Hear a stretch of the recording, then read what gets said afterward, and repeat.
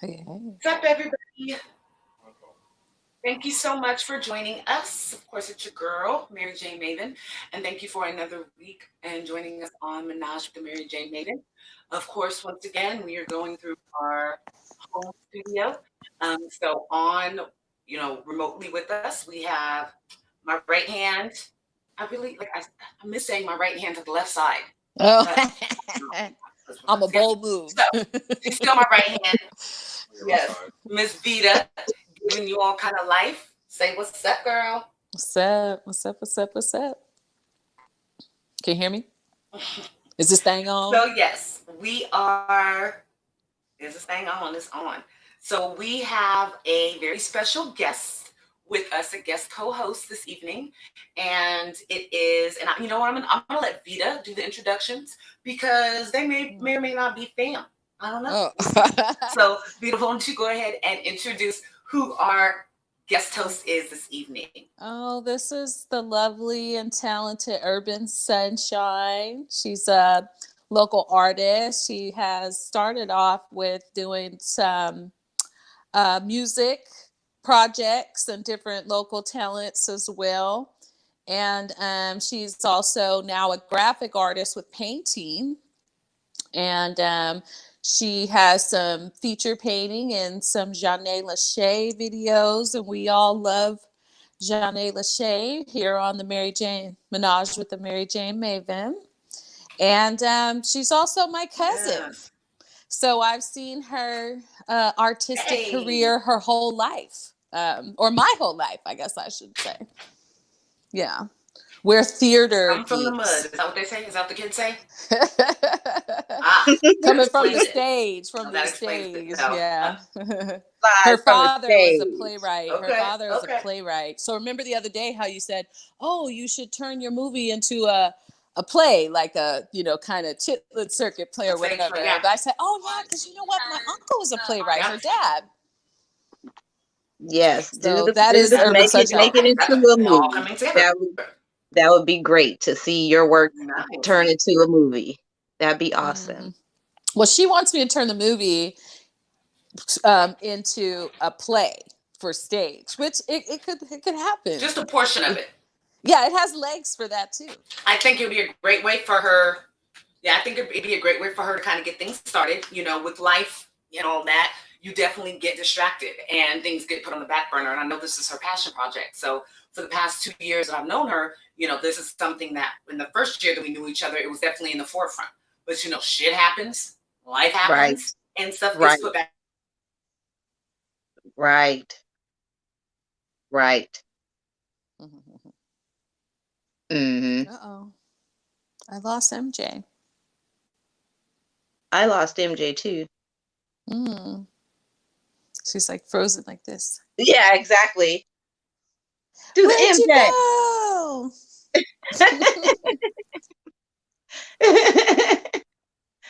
I wonder if they can hear us. The live is still going, so possibly. Yeah. But we can also hear you. Oh, you're muted, Mary Jane Maven.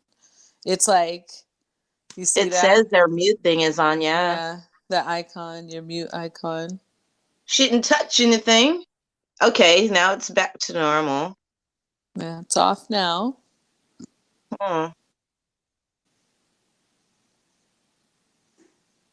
Strangeness. The strangeness. It's technology, everybody wants their own platform of said technology, right? So you never know what's going on. It might be a popular kind of streaming service night. Hello. Oh, hello. Hello. Okay. Hey, can you hear me? Yes, we can hear. Okay. Your screen is still frozen. Yeah, I don't know why I'm frozen like that. I'm watching on YouTube and it was a little bit behind. So I finally saw when I froze. But just give us 1 second here. Yes, technology. I can hear you guys the whole time. I was like, yes, I can hear you. And you can hear me. So yes, we'll get this back together in a second here. Okay. Yeah, so we'll keep going. here. So what I want to do is as I was saying, I've seen this project be a passion of hers, and I see the success that's built within it. I see the possibility for, you know, different opportunities, and I think that with a resurgence of the camera just went off. No. I'm sorry for trying to help. So the industry itself, and just how the resurgence of being respectful and having a certain respect for the arts is huge, especially in Sacramento. So I thought that it would be a great opportunity for her to take a portion, maybe an act or, you know, two of the play. I'm sorry, of the movie, and then turn it into just a short running, you know, play. That'll give her Neat. opportunities I actually and never open really her up. heard of that. That sounds neat. Yeah, just a little highlight, you know, kind of a preview, just getting people's, you know, getting their whistles wet for what she has coming. I think that would provide opportunities for her to meet directors, to meet camera guys, to meet makeup art, you know, and then just have this come to fruition for her in a way that she doesn't really have to do a whole lot of work. You know what I'm saying? Like just reap the benefits of that play. So I know she's not in right now, so we'll be able to get Vita back in here hopefully really quickly. So yes. So she said, she just texted me. She said, hold on. Sorry. So she'll be back. So what are you gonna do? This is technology. Hey guys, this is how it is. So hey, you rock with it. Yes. Oh, her phone battery just plummeted. I'm gonna buy her a charger. Her phone battery is the fastest draining ever. Wow. What is it, that iPhone? Girl, I don't know. Whatever it is, she need to throw it away, because I think it's the iPhone. I can't stand iPhones. Love it to death, but I'm like, girl, let's get you another phone. Let's put you on my business line or something. Okay. But, you need that. Yes. You know, she can't get a Will Packer or what's his name? Medea. What's Medea's name? John blank right now. Tyler Perry. You know, she can't get them. She can't get them to pick up her movie, you know, or her play if she don't have an appropriate phone to, you know, for them to contact her on. So that's what she got to do. But yeah, so I have the universal slider one. Facts, you know, they'll DM or Instagram or something. I believe it. You manifest it. So while we're waiting, while we're waiting for Fam to get back on here, why don't you tell us, I know she gave you a great introduction, but why don't you tell our viewers what it is exactly that you pursue or what you do? What is your purpose in this universe? What is it that you are purposefully and passionately pursuing? 6 years ago, I was handed my passion. God handed me my passion. Before that, I was a normal, I'm still normal, but a regular day-to-day person, working 1 or 2 jobs, about to go through a divorce. Oh, okay. That I thank God for. Okay. You know, the life. But you're like, don't feel sad for me. In the midst of about to venture off into the divorce, God gave me my purpose. He gifted me art. Okay. Before being gifted my gift and my purpose, I was a doodler, like any other woman. Draw a little flower on the page or something. Draw eyeball on something. Ooh, I'm goddamn thinking you doing something. Yeah. And so one day I was in my room and I was in a very negative space, you know, at that moment. And I heard Spirit say, go buy a canvas. And being in that negative space, I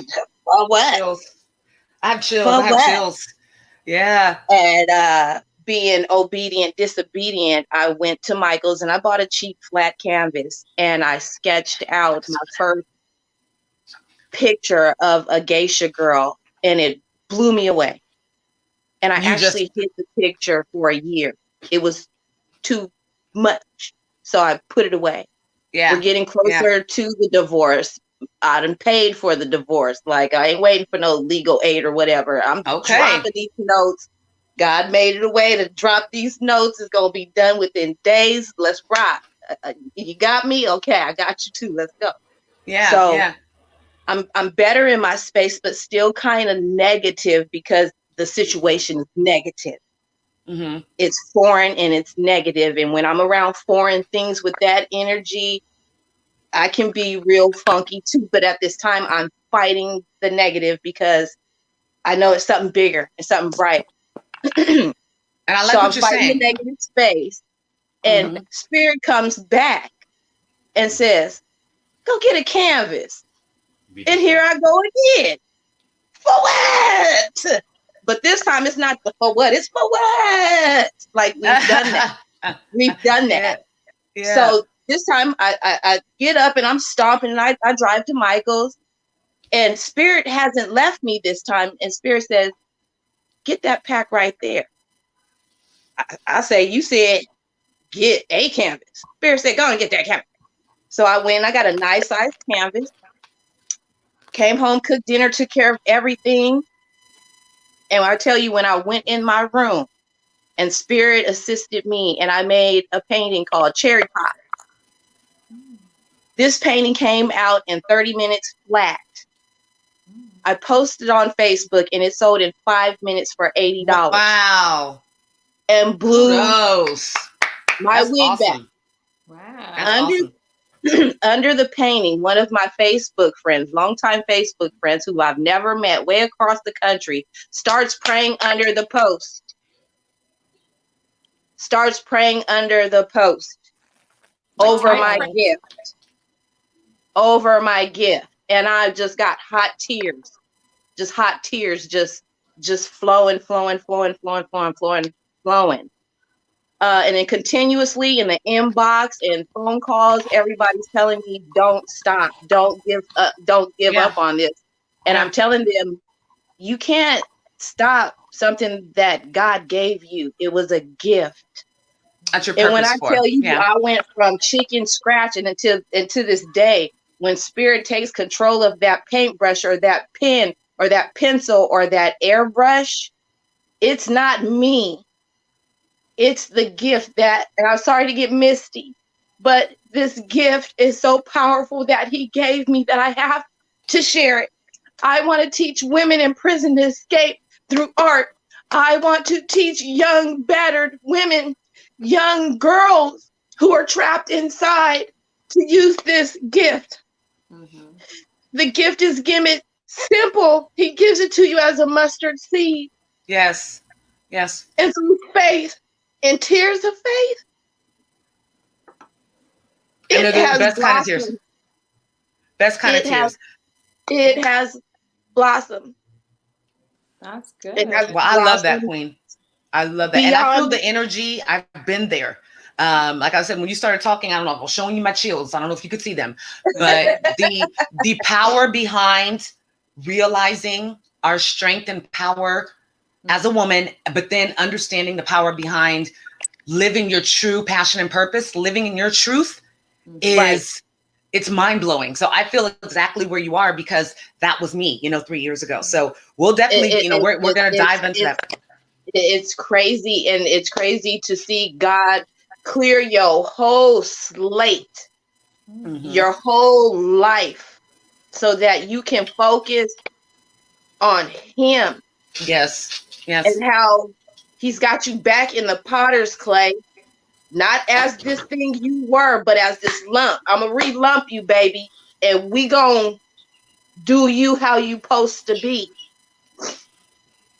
It was a fight because I wanted to hurry up and get hard and be the face, the grand piece de resistance.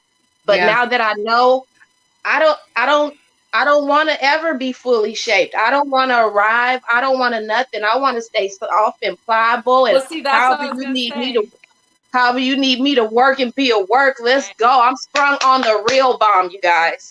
I was going to say the hard part is not being remade over. We can do that. The hard part is getting soft again, getting malleable again, getting unformed from what already was formed in someone else's fashioning. Right. And then when you go back to that rough lump, it kind of hurts because you have to first off forgive yourself. You have to forgive yourself. And when you start forgiving yourself, you start feeling stuff. Well, stuff I like that. I like that you said that. I guess, and just change the verbiage. I wouldn't say forgive yourself, but it would definitely be much more of acceptance. Yes, take those what you consider failures or mistakes and realize that happened for a reason, so that you can learn what not to do, or so that you can learn what to do. So when you stop thinking of everything as a failure, or that that defines you, when you get out of that space, everything becomes so much easier to deal with and to manifest and to then truly see what your true purpose and passion is. And I never used that word fail, especially with myself. I was more so apt to say, well, we fucked that up. Let's go, right? Yeah. I stumbled. I tell people all the time, when you're working with yourself, you have to be careful with your choice of words. Oh, yeah. I didn't fail. I have never failed at anything. I might have messed up on the way. Oh, I failed a math test or two. I've definitely failed a math test or two, but no. Oh, I failed at rice-a-roni. I still can't cook rice-a-roni, girl. That's a pass, huh? That's a fail. Oh, that's a fail. That's a fail. Girl, I try and I love it, and I cannot cook it. But you know what that is? That's the universe telling you, don't put those preservatives and that prepackaged processed rice in your body. Make your own. Make your own rice-a-roni. I usually do, but sometimes I'll be wanting to be American. Girl, look, don't get me wrong. You said rice-a-roni, and I just got that taste in my mouth. Believe me, that is what I grew up on, with some rice-a-roni. We had all the flavors, all the flavors in the pantry. So right now, I could definitely taste some like that. What was it? Chicken? It was a chicken flavor, right? Oh, mine is. I like. My weakness one was the beef one with some broccoli. Oh. Ooh. Man, and you know what? It was a meal. Actually, you may give me going back with some rice-a-roni. Because that was a meal. You could throw some rice, you could throw some ground beef and a little bit of some vegetables in there. Shut the hell up. Eat that. I did. I called it Mama Fried Rice. Girl, I chopped up some good old ham and green onions, and had the nerve to scramble an egg, girl. I have the nerve to. I love that. But you know, the main point of it is the availability of it, and just to be done so quickly. Because if you're going to cook rice on your own, you know, we should be eating wheat rice, because white rice we know is not the best. But wheat rice takes, like brown rice takes, what, 30 minutes, 45 minutes? I know that. Sorry. And I've never gotten it right the first time unless I'm in a rice cooker. I like basmati, so yeah, that's good. That's good. Because that's jasmine, right? 3-color rice, the green rice, brown rice, and white rice mix. What? My stepmom used to try to hook us up with that mess and mess up the whole dinner. How you gonna make soyun chicken with 3-color rice? That shit is so nasty. But rice-a-roni is okay, just not every time, all the time. It's the sodium. It's just the sodium. Like if you just half the seasoning packet instead of the whole seasoning packet, then you'll be okay. Because that's what it is. It's just the sodium. An option too, you know. Yeah. But this is what always happens. We never get to the quote right away. So let's go ahead and start. As our listeners know, and once again, I got to give a shout out. I have to give a shout out to you in Lyon, France. I don't know what. I'm happy that you guys love us so much. I'm happy that you are at 58% of our listenership right now and our subscribers, which is bananas. You guys have grown from 11 to like 27 to then 32, then 38. And then you guys have just taken over. You guys are 58% of our listenership. I love you. Shouts out to France. Like I said, if any of my listeners from France, please contact us, hit us up through email, hit me up on IG, hit up Vita, because we want to get you guys some Mary Jane Maven merch. You'll be the very first ones to have this merch. So yeah, so please continue to listen, share. We really appreciate you guys supporting us. So yeah, so getting into our spark and salutations, of course, I want to give you our quote for this week. And this is a quote that comes from, you know, the practice of Buddhism. And it is very simple. Very simple. Lead from the heart, not the head. Plain and simple. And I truly believe in that. I think that right now, with everything that we're going through, it is more imperative than ever for us to really take out our emotions and really just at the core basics, be a human being, care about others, you know. Sorry, I'm getting some medicine delivered, and I got a text message letting me know it's 11 minutes. So sorry if I just kind of looked off crazy, guys. Yes, so it's very important for us to remember that during this time, you know, interacting with people and approaching life and doing that coming from a place of love and coming from a place of having a good heart is so much more important than us acting out of fear or us thinking that we're acting rationally because this is what my brain says, and your brain tells you to go and buy in all the damn toilet paper because you got your stimulus check today. That's not thinking, you know, for the good of the greater good. Which is not. Yeah. You know, and I've said this, you know, every episode since it's gotten crazy. I believe that the broader message that the universe is trying to provide to us is that we need to slow the hell down. We need to really tap into what our passions and purposes are and live within those. You know, we need to take it back to bare basics, what you learn in preschool. Love, be kind, you know, don't speak unless you have something positive to say. And then wash your nasty hands. Once again, wash your hands. And I'm actually kind of happy about the social distancing and the X's on the floor, because I've always felt like I should be able to twirl like Wonder Woman and nobody be in my space when I'm in line. I'm tired of people riding up on me. My little baby here. Are you paying? It drives me crazy when people are so like, when you move forward and they move forward behind you, what are you doing? Are you paying? Because if you're paying, you can come on up. You can be right up in my pocket. But if you're not, I started a new jam. I unload all my groceries onto the conveyor belt, and I'm standing in front of my cart when my cart is behind me. Smart. That's smart. That's smart. Look, there's some crazy or bold people, whichever you want to classify them as, that will walk their happy asses around that cart and stand right up on you. I don't get it. But I recently had 2 foreign women. I was at Winco, and you know, you pack your own groceries. First off, they were literally right next to me, and I'm like, wow, so we're together now? They didn't pick up on that. So then I'm packing my groceries. They stand behind me and reach over me to the other side to get bags. And I kind of say, hey, with all that reaching. Before I know it, the husband comes running. You effing B. How are you going to tell my wife she cannot have bags? You is racist. Oh, goodness. I'll be like, hold on 1 second. I'm going to get to you expeditiously. But first, let me talk to you over here. How in the hell do you think it's okay for you to reach in my area? Is your groceries coming down this one? No. So you could have easily said, may I have a bag? See? I found my inner calm, turned my back to him and gave him the bird. You not doing this. And the universe took over. Other males in the store, as he was trying to follow me, and I nudged him and he fell all into the bags. He got up, and as he's getting up, a Vato jumps in front and is like, hey, we're not doing this. We don't do this to our women. And other men chimed in like, hey, we saw the whole thing and you're not doing that. Yeah. Well, that's so what Winco was it? What Winco was it? This tall. He was this tall. That's what his problem was. That's what his problem was. He had a little man complex. I would have patted his ass on the head. Napoleon complex. Yeah. I would have patted his ass on his head and be like, oh, did you not get your Enfamil?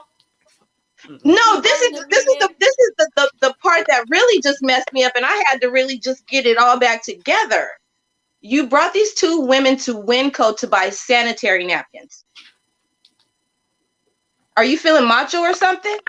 I mean, why are they at Winco getting sanitary napkins? CVS, Walgreens, girl, 99-cent store. Come on now, like, there's a lot of options. He just they just want to get out the house and act crazy, and he learned the meaning of Odelay. He learned that.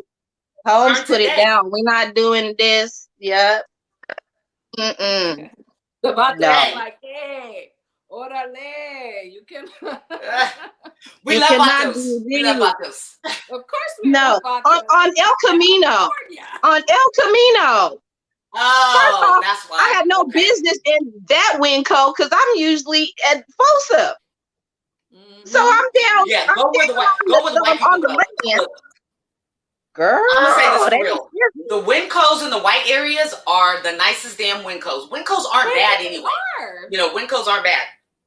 But you go to Folsom, Roseville, you go think you in the freaking Whole Foods, but you in the Winco. But yeah, you definitely can't go to the one on Gerber, the old mall. Oh no, I went a couple of times to that great. one and damn.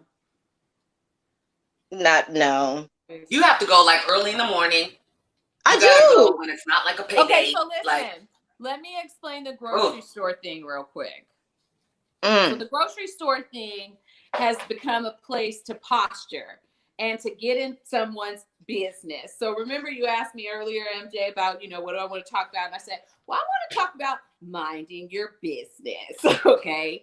And that is exactly what I was just worried about to go. I was about to say, it sounds like a lot of needing to.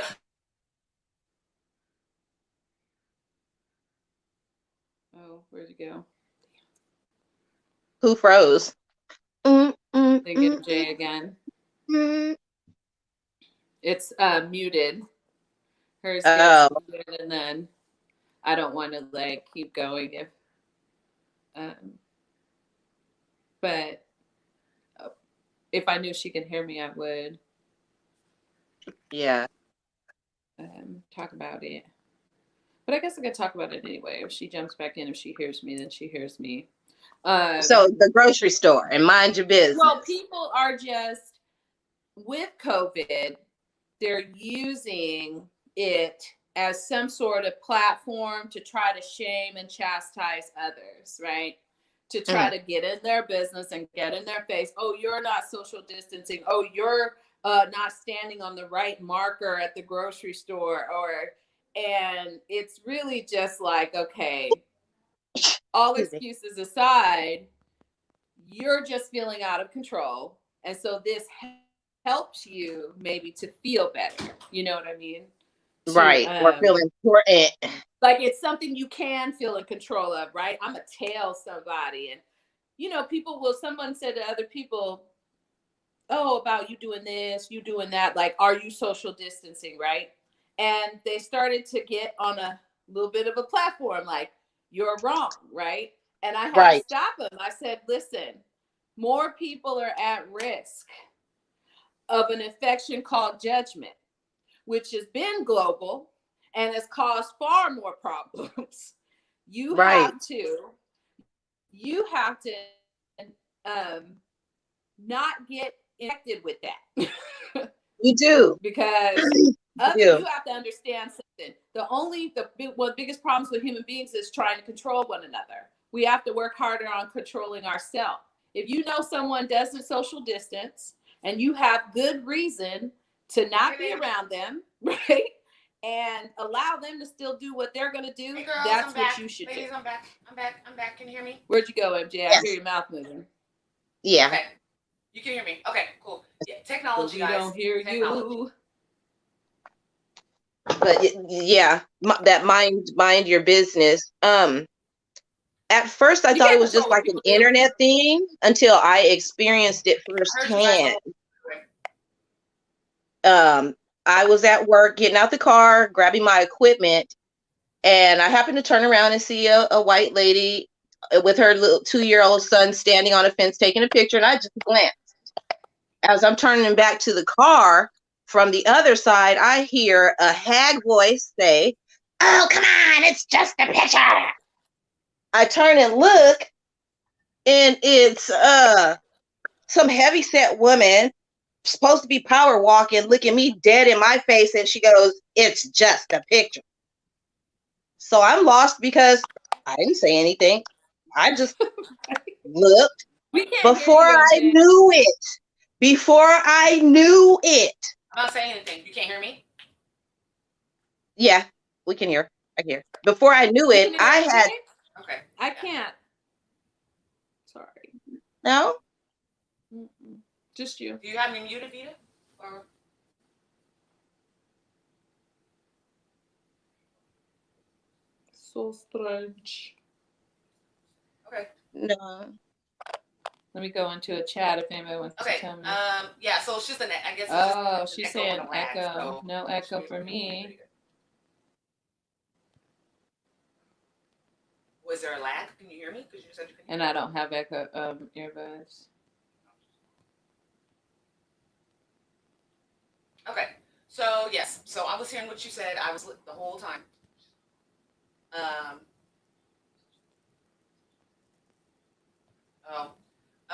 Urban needs to get back in. Looks like we just lost her. Now can you hear everything, Vita? What's that? Because I can hear. Yeah, I can hear. I can't hear Vita. Oh, I can hear you now. What about MJ? Okay, I can hear her now.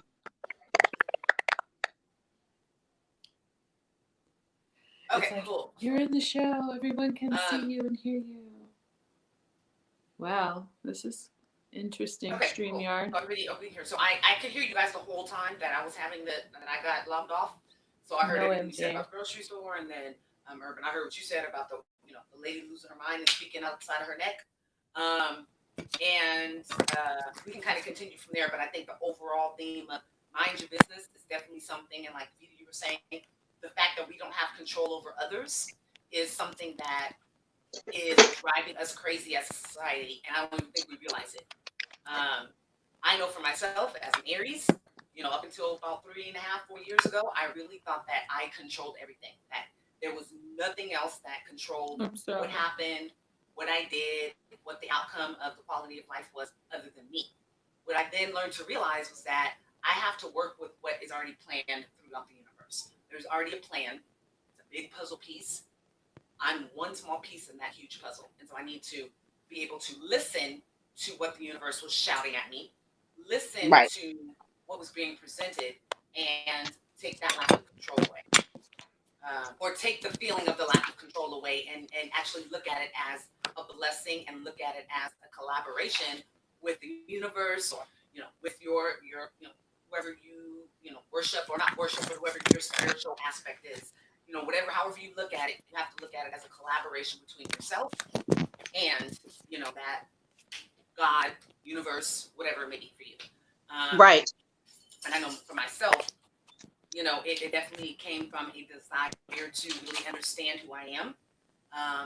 It really came from a desire to stop feeling like I was a failure at my career. Because Urban, I'll tell you, I don't know if you've watched past episodes, but I had a great sales career for 15, 20 years. I did well.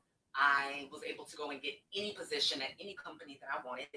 And every 2 to 3 years, that's exactly what I did, because I was unhappy. I was unfulfilled. And I just kind of said, you know what, maybe that's just me. I'm an Aries, so maybe I'm just meant to be flaky. Who knows? But one day, something just sparked to me that I was like, no, that's not what you're supposed to do. You're here for something more. If I have to say this every single episode, I will, until this book is read by everybody. The Alchemist and the Four Agreements, both of those together, that's what changed my entire way of thinking, and allowed me to now be an entrepreneur. And I think I'm a better mother. I think I'm a better wife. I think I'm a better friend, because now I have the patience to get rid of those people that don't have any purpose for me. Whereas before, I cared too much, and I didn't know about what people thought or whatever else. Now I don't give a shit. You should want to know me. That's how I feel now. Right. So yeah, so it's very refreshing. But when you were talking about your journey and you got misty, I immediately did, because I know that feeling. And you weren't misty out of sadness or uncertainty. You were misty because the emotion and the feeling that you get when you finally realize that you're doing what you're meant to do is amazing. It's just amazing. I would liken it to becoming a mother. I would liken it to becoming a mother, for sure. So, It's amazing, and it's only getting better and better and better every day. Every day. And so you start taking care of what you're giving. You start honing your new craft and working out new things. You don't stay stagnant with it. Yes. No, I definitely. It is Vita still on? No, just you and All I. right. No, I thought I heard it. I'm telling you guys, this is just look. This is technology. The next couple episodes, we'll have this all prepared or repaired. We purchased a new computer throughout this whole process of building the studio, and it crashed. And then come to find out, we purchased it from Amazon. Come to find out, it was a refurbished federal government computer. And so I have a couple concerns. One, why are y'all refurbishing shit and sending it to Amazon for anybody to purchase? One. Two, why does the government have better computers? What is the problem?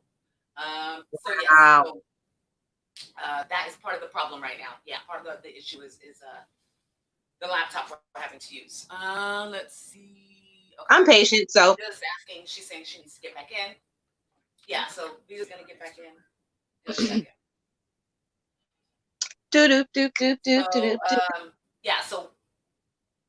So what we'll kind of bullshit on until she gets back in is, and not really bullshit, but what I want to talk about, and we'll definitely get into more of the mind your business. So what this is going to be, guys, every episode tries to educate, eradicate, elevate. This one's definitely going to be education and a little bit of eradication. And you know what? This maybe will elevate your mindset on how to treat others and how we should get ready to start changing how we interact with others. Right. Y'all president, not mine. Y'all president is talking about, opening the country back up immediately. I don't have a president. I've never voted. Oh yeah, I mean y'all as in like listeners. Whoever did vote, believe me, girl. I know we didn't.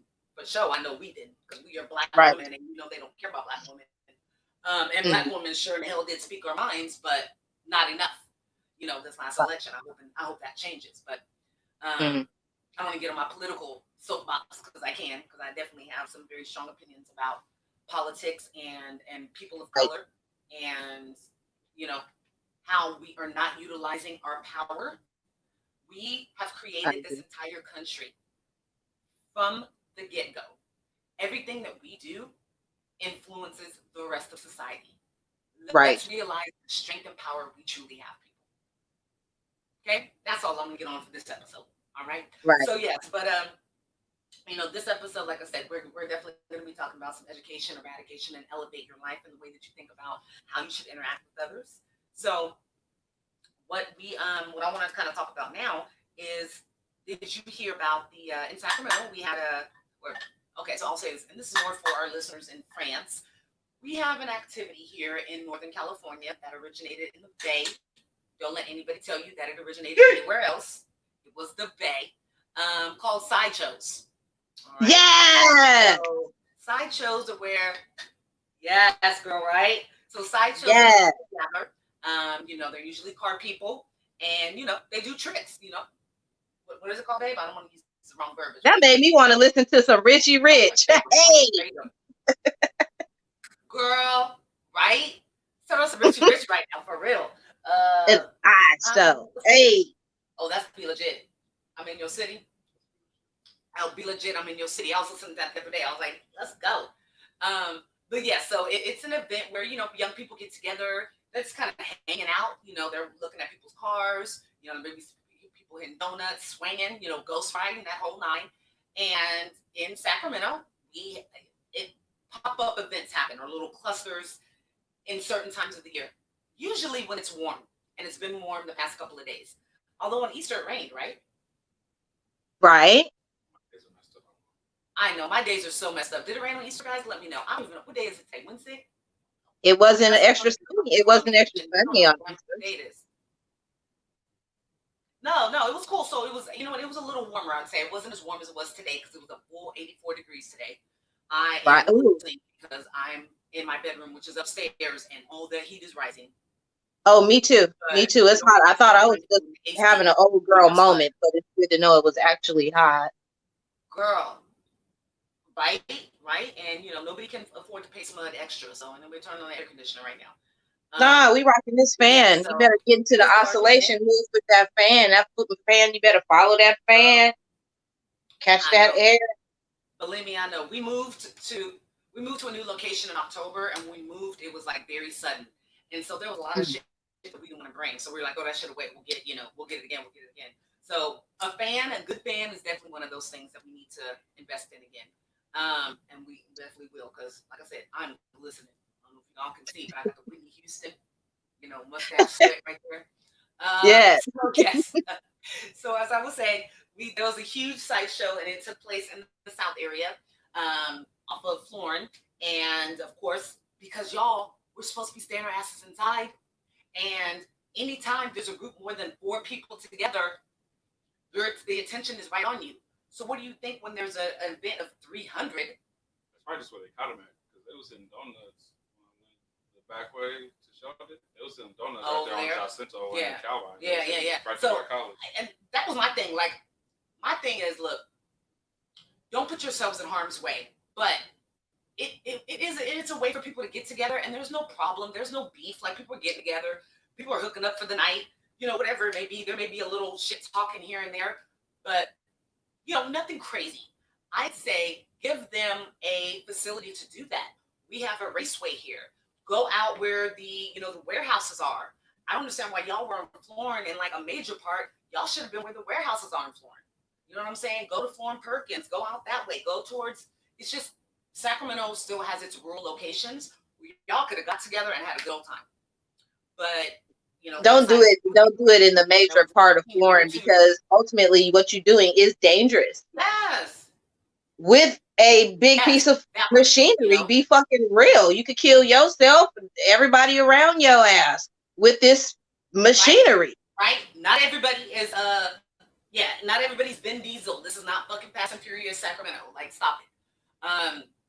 So I think if they gave them the raceway or something like that to utilize once a month, hey, I'm not saying you're gonna cut them all down, but that would be cool. That'd be somewhere for them to go.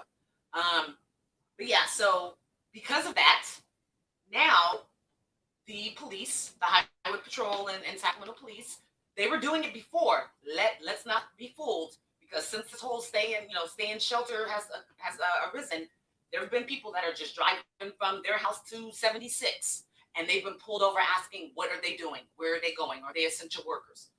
Brown people, of course. Okay. So now, though, they have a reason and a verbalized, publicized reason to enact the shelter stay at home.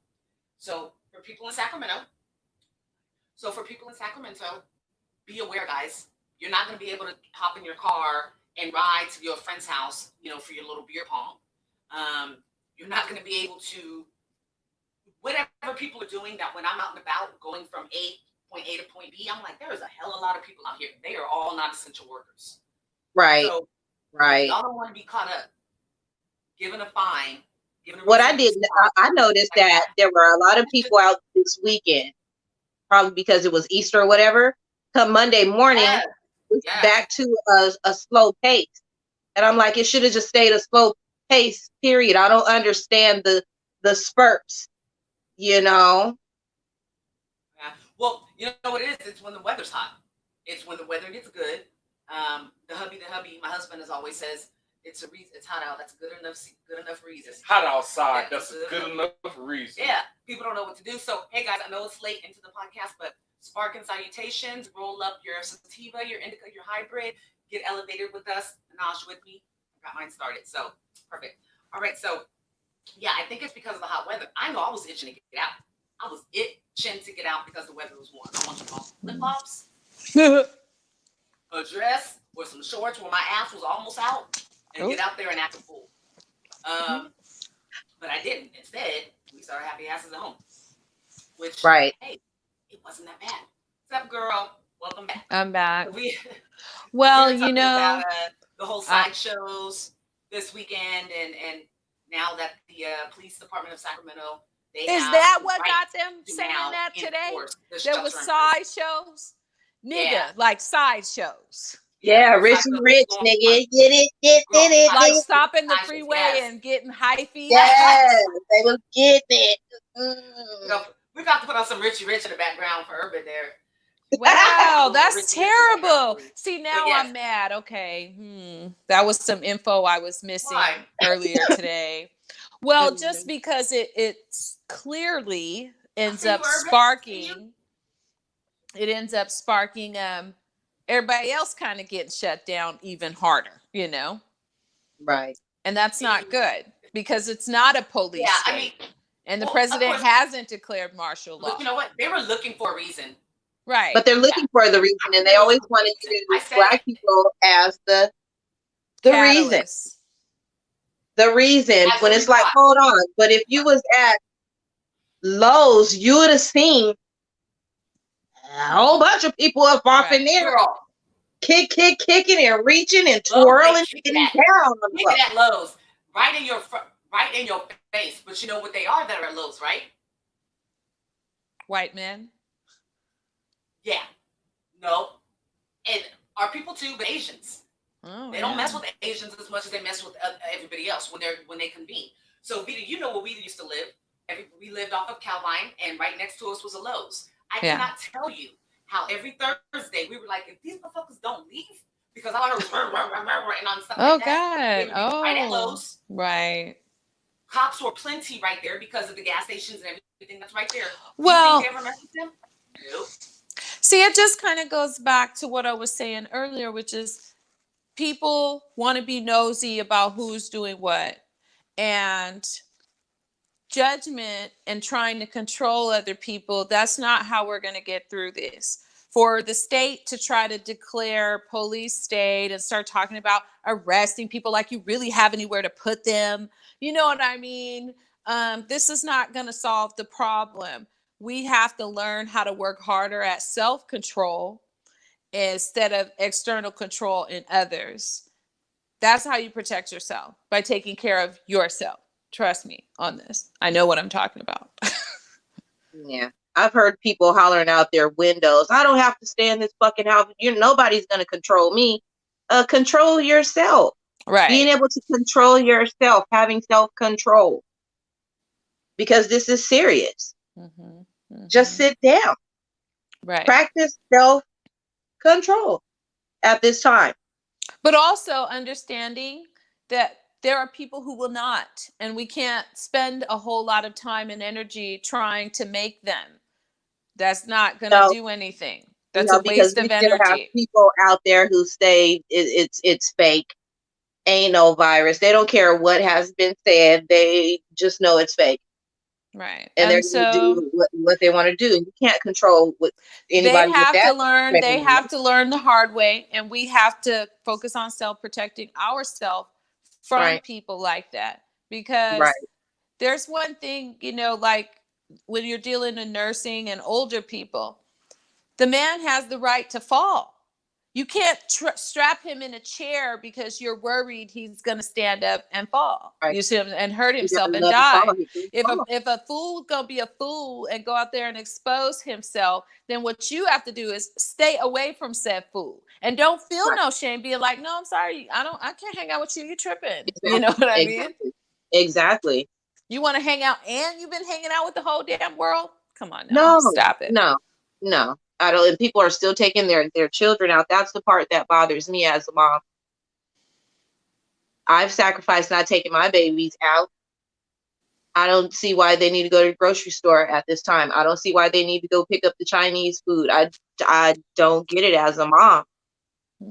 I don't. I still see too much. Just sit down for a minute. Let us get our numbers down. We need to prove that we can. Where did she go? She keeps disappearing. Looks like she's trying to pop in. Okay. Look for her to do the twirly. It just seems like this platform just doesn't want 3 people on it. So I don't know. StreamYard. This the new first time running this StreamYard? Yeah, for me. Oh, okay. I don't know about for them, but for me, so I'm like, streaming services just are they're okay. It seems like, nothing like when we were just straight up on YouTube, in the studio. When I first started too, it did say sit by near your router or something. I don't know if her router's downstairs. I think she's downstairs, so I don't know. But she said she was upstairs. Oh, yeah. But yeah. Well, I don't know. We shall see. What I'm not about to do is get into it with nobody about whether or not they kick it bark too much about, please obey the markers on the floor. No, I'm not doing none of that. They need to be there for a reason. You need to obey the markers on the floor. They should have always been there, if you ask me, because I don't like people up on my ass. I vote to leave them there for life. I'm comfortable with them. Other people be having fleas jumping off of them. I'm serious.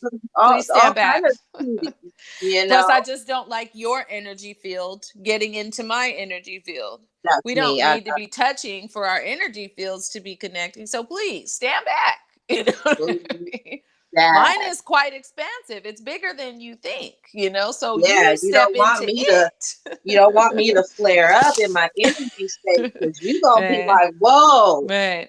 So there was always that. But as far as all that other mess, I don't know what to tell people. The government, they want to fight it out. Nothing to see here but a fight and an argument. It reminded me of Dynasty. They be fighting and pulling hair. And while you busy watching the cat fight, somebody's house is getting robbed. Girl, I don't have time for the monkey show. I don't have time for the monkey show.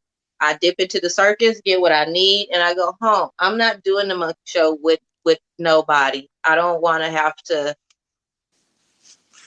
No, I'd rather just mind my business. I kind of walk into the stores now with a list and tunnel vision, and back to the car. Right. Yeah, I mean, stay healthy. That's all I say to people, make good decisions and know that,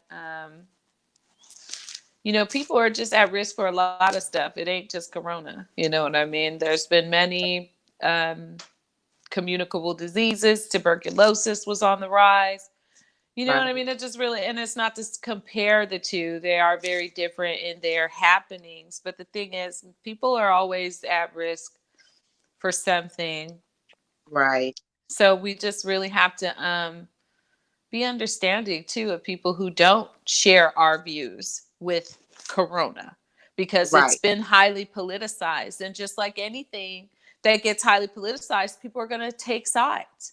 And they're going to choose up according to what they feel suits or fits what it is they want to do. Right.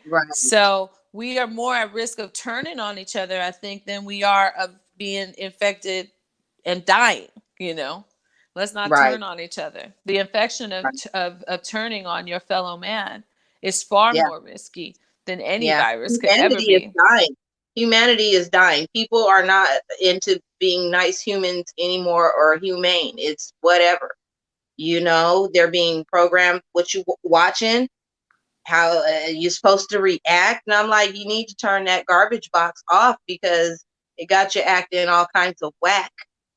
This learned behavior, this anger, this that comes from not guarding your energy. See, when we are open to all that media, TV, how we grew up.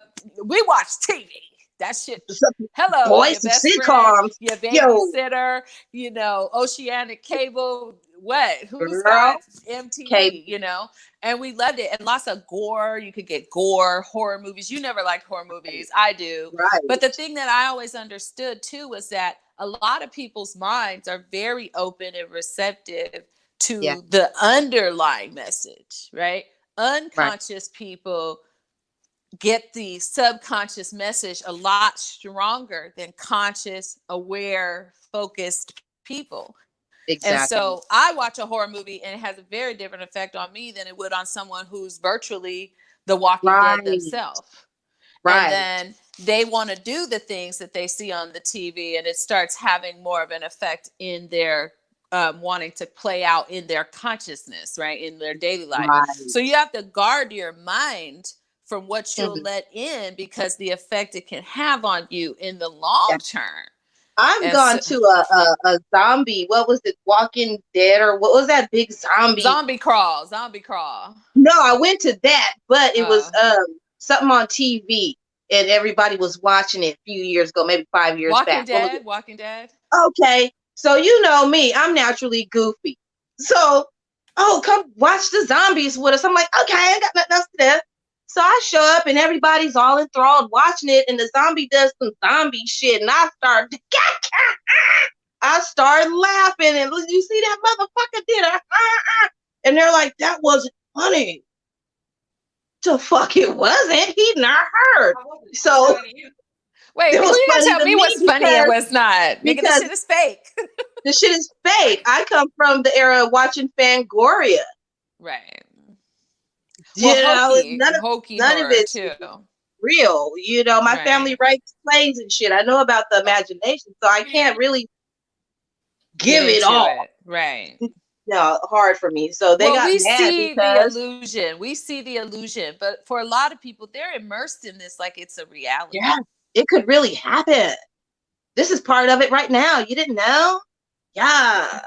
I'm like, okay, so now people go after the COVID, the zombies are coming. Yeah. I'm like, okay, this is too much. Let me turn off the box again. No, this shit'll make you pick up a book and read. Like, I can't watch y'all tired. I can't do it no more. I got to go feed the I've been reading, so I don't know. I'm sorry. And then people, hey, have you watched such and such? And I'm like, no. Have you watched Scandal? No. Did you watch The Tiger? Scandal's so good. You like Scandal? No. People are asking me have I watched Scandal's so good. I'm like, no. Can you hear me? Yeah, I can hear you, MJ. Yeah, it's clear now. You can. Okay. Yeah. So I was listening the whole time. So yes, you heard love me it. telling people my name. Love it too. No, what I wanted to jump in on, what I wanted to jump in on is what you guys were talking about. Like we, kind of grew up differently. And I think during you guys were talking about TV shows and movies and things like that. And so I was listening to a podcast the other day, and they basically said we're influenced by everything. And you know how right before we had the technical issues on my side, I was saying how it infuriates me that there are people that have common sense, that wake up every day, brush their teeth, take a shower, feed their kids, take care of household.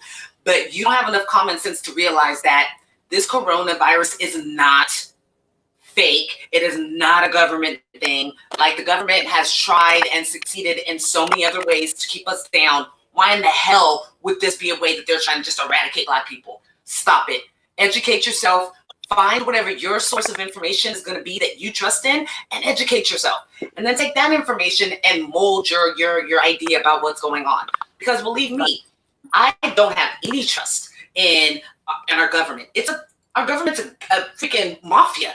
Let's be honest. And I've come to that decision based off of my own research. I call it the good old boys sources to be able to. Yeah, I mean, come on. Let's look at it for what it is. But we can't keep saying that everything is done as a plan, as a master plan to get rid of us. We've proven time and time again, y'all can't fuck with us. That's why they're so scared. That's why there is the focus to ruin humanity and ruin the heart of humanity. I do. I honestly believe that. I believe that it's that certain people believe there are too many humans on the earth, and this is a quick way to get the numbers down. They don't care who and how. They call it. Well, I believe that. I believe that it started in China, though. I definitely think that China had this as biowarfare. They either wanted to utilize it to eradicate or to handle their own population. But Trump, like I said, y'all president, not my guest here, but y'all president is part of the reason why I think if what I say is true, why it trickled out. Because y'all president be speaking all reckless. Why it's really suspect to me, because it was made in a lab and somehow it leaked out, and other labs can get this and research on it too. So from all points of the world, I'm holding them all accountable, all of the labs. Right. And there's no telling who humanity. And you never fool with their nasty human self trying to be evil, nasty, play God or whatever, even down to not following protocol or not changing this, knowing you have it on you. Sneaky little shit. It's a contempt for humanity. There is definitely man's contempt towards his fellow man, you know? So Right. that when I say the conspiracy, it's a conspiracy of that. It's an energetic balance thing in the universe, right? That's what it is. It's wanting to have that control and power. It's wanting to have that control and power. And those people haven't tapped into their own strength and power, their own control and power. Once you realize that we all hold our own power and that there is, like I said, it's already written for how we're supposed to utilize that. So if you just tap into that, once again, being accountable and being honest. That's the theme of this episode, guys, is what we're kind of talking about. Mind your business, be accountable and honest. When you are minding your own business, it allows you to look in. It allows you to start being more accountable and more honest with yourself. Right. Yes. Yeah. Yeah, for sure. So, yeah. So, you know, this, you know this whole time and everything that we're going through. Hold yourself accountable, or you know you're going to be held accountable for your shit. You'll mind your own fucking business because you don't want to. Real quick. Have to be accountable for no other shit. So you mind your own business. Like, hey, I ain't said nothing. My name Ben and I ain't in it. You know? Yeah. Right. So I just had a thought, and I want to ask you ladies, do you think that because, you know, we grow up in households, y'all don't put your business in the street? I know y'all heard that saying sometime growing up, right? We don't put our business in the street.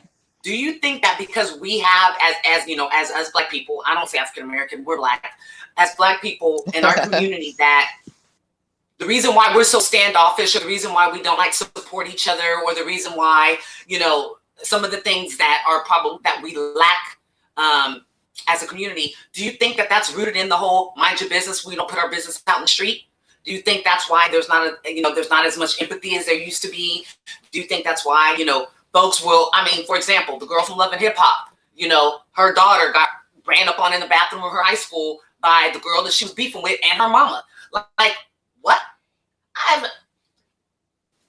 Vita, you have a daughter. If you ever called me and said, such and such is about to sneak me in school so I can help jump this girl out of school, I will come and whoop your ass. Like, are you serious? You a grown ass woman who don't even mention my name with that kind of behavior, even in the same fake scenario. I think it's about what kind of business you entertain. It's about what kind of business you entertain, what type of business you create, what kind of business you project out there, what business you call to you. Yeah, but that normal hood business, I've never had no parts of it. I don't need to know the gossip and who did what in the house and all that. You know, that's too much, and it too much, too many latch-ons and too much energy and all that. And more Black people need to understand, if you sit down and be quiet, God will give you those that need to come and communicate to you. But everybody want to be the town crier. Know everybody business. No, I think it's about what you entertain, what you ain't heard it from me, kind of that lady. Because I've always, since I've gotten to California, I've always lived in the hood. And for a minute, I entertained those energies. No bueno. No bueno. Yes. No. So this is what I'd say, that what we should be involved in other people's businesses, as far as like you're a child. You know, things that like happened even before our generation, things that like our grandparents talked about. Or like how my mama used to say, like, you know, she had 6 kids in her family. They were from Jackson, Mississippi, moved to the East Bay, to Pittsburgh. And before they did anything at school, before the school could call, it was down the block into my grandparents' house. You know what I'm saying? Because everybody was involved. So your whole way walking home, everybody was telling you why you didn't do right. Come here and talk to me. Let me talk to you. So it was a neighborhood. It was the community. Although there were haters, because my mom tells me stories about how they were called the Black Brady Bunch and how people were jealous of them because they had both parents. So that was still innate in us back then. But the whole, you know, it takes a village to raise a child. And the fact that you would get a whooping from your parents, your grandparents, the neighbor, the store owner, whoever else it was, that's something that I wish that we would separate from minding your own business. Well, right. I mean, listen, if I can see it, this is my thing. If I can see it, right? And I can hear it, and I know about it, it becomes my business. So everybody know I'm the LA. Don't get me wrong. I'm nosy. Exactly. I will look. I peek out the car. What's going on out there? I will. I'm standing in my window. Girl, Just me. girl, I me have to too. tell myself, just move the And blind. I will open the blinds. But that's because I live here. But And if I I need to live hear here. it, He always turns the if lights off I and hear shit. it, you've got my Right. attention. So now I got to Right. be Look, this is Miele. my What thing. y'all doing? Yes. Don't put me in your business. Yes. I live in a community. I live in a community and have townhouses and apartments. And people in this community act like their outside is their own private. Like we have acres. Like they be outside talking on the phone, they be hollering and shit. Well, if you put it out there, I'm sure gonna open my blinds and I'm gonna look out. So like I was saying, it's like, let's say it's right now and something happened and I look out. My husband will turn off all the lights. I'm like, for what? They know they outside yelling. They my fucking business. Like, not my fault. If I was outside yelling, I expect y'all to look outside too. But it's just amazing that I think that overall we're so self-absorbed that we lose sight of just simple things, you know, smiling. Smiling, saying hello, saying good morning, being pleasant. People aren't opening the door. anymore. I mean, yes. And it drives me crazy. I can't stand this. Don't look at me and make eye contact and you don't shake your head or say hi. I can't stand that. So I'm immediately going to turn from somebody who didn't have any ill thought to what the fuck are you looking at? Like, I can't, because my first thought is to smile. I smile, I nod. I'm a hugger. Like, my husband thinks it's weird, but I meet people the first time, and if their energy's good, I'll hug. Like, if you don't smell shit, like, I'll hug. You know, I smile at people. I hold the door open for people, though. You know, I'm not saying I'm perfect, but it's not, look, guys, I'm telling you, it's not exhausting to do those things. It doesn't take away from who I am. It doesn't take away from my day. It feels good. It feels good. So just do it. Yeah. It makes you feel like, why did I ever jump into how everybody else acted? I'm a sunshine person. I'm a hi. Yeah. What you doing? Hey, that's me, and I'm not going to stop that. When I first got to California in 1990 from Hawaii, California almost snatched it from me with all that. Oh, you ain't this, and I had never experienced that. You know, so California almost Tell me the big differences. That's interesting. Yeah. So tell me about that, because you would think overall, you know, people have this outlook of California. And of course, we all have the true picture, or at least of Hawaii, as far as like the mindset and, you know, chilling and, you know, just going throughout your day and, you know, enjoying nature and, you know, just being aware. I think it's definitely much more present in Hawaii. But so I think that most people would think, myself included, that Hawaii and California have the same kind of like outlook and same kind of like, you know, structure. But so it's amazing to me to hear that you coming here, it was like, you know, kind of shell shocked that we were a little harder. What age were you, if you don't mind me asking? Were you in school still? Tell me a little bit about that transition.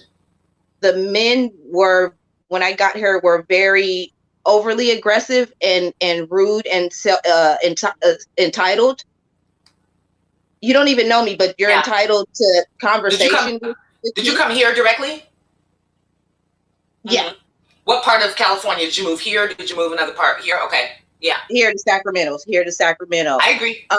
Yeah. No, I didn't understand the instant scrunch face from women of your peers. Oh. I didn't understand that.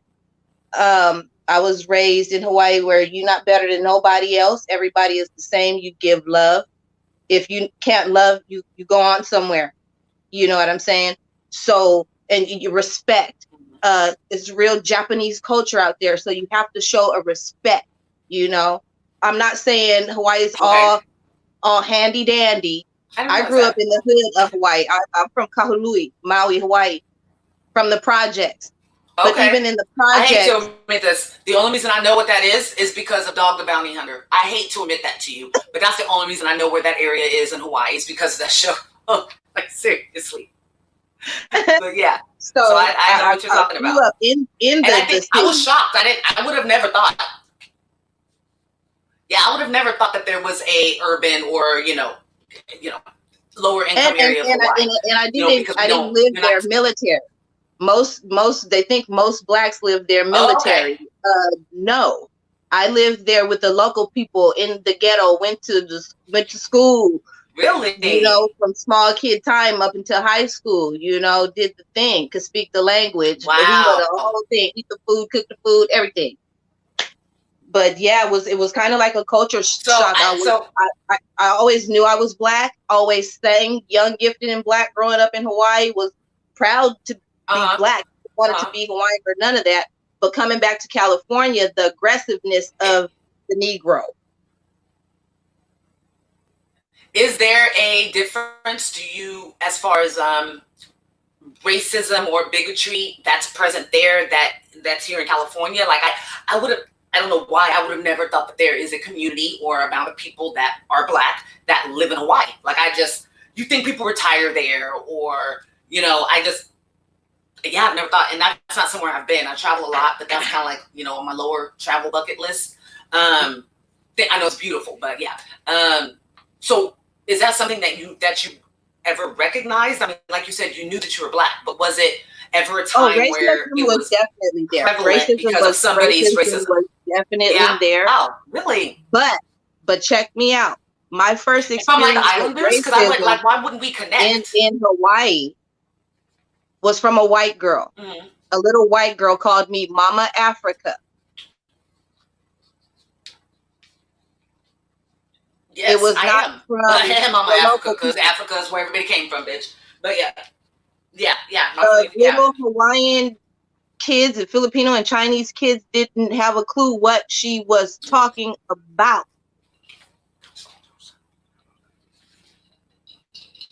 Nobody else knew, but she did. So somebody taught her that prejudice. And at the same time, I was taught to defend my Blackness, and I beat the skin off her ass. Mm-hmm. Mm-hmm. That wasn't acceptable. Oh, okay. I got suspended and everything. An ass whooping will change you. What grade were you in? After that, she wanted to be my friend. But racism in Hawaii. Of course she did. An ass whooping will change you into that. But you know what's crazy?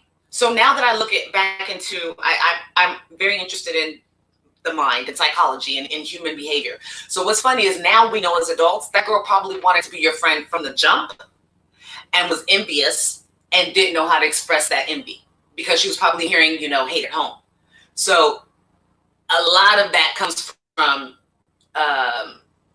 being flattered or being enamored by, but you don't know how to process that information. So it's very funny that after you whoop your ass, that you want to be ho-hum. What y'all don't get is after we whoop your ass, we don't want to be friends. That's not how that works. And to this day, I don't understand envy. I don't understand jealousy. I'm actually working on understanding those two things now, because I don't understand how you can be jealous or envious of anybody. And so when do you think that has to come with your upbringing too? Yeah. Why am I going to be jealous of your gifts when God might have something for me more better than what he had gave you? So why am I going to trip? You know? Yeah. And I was wondering if that also plays into the lifestyle and the idea of, you know, the islands, that like everything is beautiful. Like we are, you know, we have to just be very aware. We have to work within, you know, the nature of, you know, the universe and there are live a our lot of best Black lives. So I was wondering if that kind of like that mindset trickled into that. Just solely being in Hawaii is not going to give you that mindset. My dad actually sold his Victorian home in Oakland, in East Oakland, 98th and Walnut. He sold his Victorian home. Beautiful. Oh, I bet that was beautiful. Moved to Maui, Hawaii for peace. Okay, when we get to Hawaii, I think it's 1982. They're just coming out of the 70s. Okay. That's how laid back they were. My dad went there and trained and taught and demanded peace in his home, his life, his work, his everything. We did not argue in my father's house. It was speaking, and it was peaceful. Okay. So that's awesome. You can be anywhere in the world and design your peace. Yeah, the landscape did help. The aloha did help. But if you don't want that peace and you don't create that peace, you're not going to have it, because Hawaii has its issues too. It has its drug problem, economy problems, the poor, everything. is there too, if not worse. You know, it's very expensive there. So I think it was highlighted. I want to say, I know that it was highlighted for us, and just sorry to interrupt, but just kind of a couple of things that pop out when you say that. Like I said, Dog the Bounty Hunter. I think that just shone a light on Hawaii that was detrimental, you know, because they definitely did show how, what is it, meth or ice? That's what they call it. Everybody was on ice, you know, and I think that was very unfair for them to bring that focus on, when I feel like before that, Hawaii was like, this is something we deal with, and we deal with here.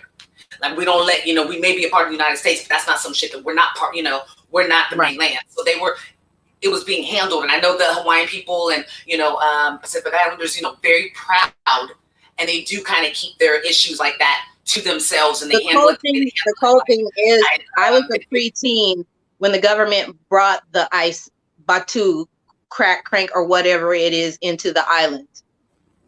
And to see that, so I got to see how they did it here on the mainland with the crack and all that. We got to see them they brought in the ice and acid. Before that, it was just marijuana and alcohol, and they infiltrated that, and they turned the people, and it's always given to the poor, into ice heads or batu heads or whatever they call it, and it's really, really sad. Some of my high school friends are recovering ice addicts. Praise God. But wow, man, got to see it come in. Now, is it the same there on the islands? My 22-year-old, he is a quarter Hawaiian, or an eighth Hawaiian. Yeah, an eighth Hawaiian. And his grandfather owns land over there. And his grandfather found out that if you can prove that you're a certain percentage of Hawaiian, you get land there to build your home on. So is there a large community of people that own land, or like they live in the same house for years or something like that, because that's provided through the government?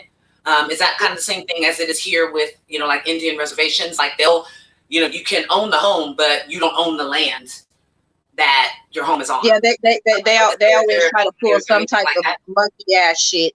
They always try to pull some monkey ass shit to where, you know, you really don't own a part of it, either the house or the land. It's always some bullshit. And my whole thing is, you need to prove to me that you is Hawaiian and that you could tell me I cannot have this land.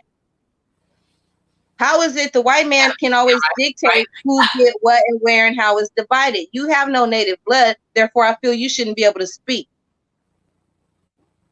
You shouldn't have to say shit. I mean, right? Just like here, y'all don't have any native blood. And this is why I don't do politics, because I'm very cut and dry with it. This is why I don't do politics. And if we want to get to the real first janky lines said, go back to where you come from, Mr. White Man. I'm not racist. You would have to be the first to leave, because when you got here in your documentation, you wrote blacks were here, Chinese were here, Indians were here, East Indians were here. Everybody was here, and it blew your mind.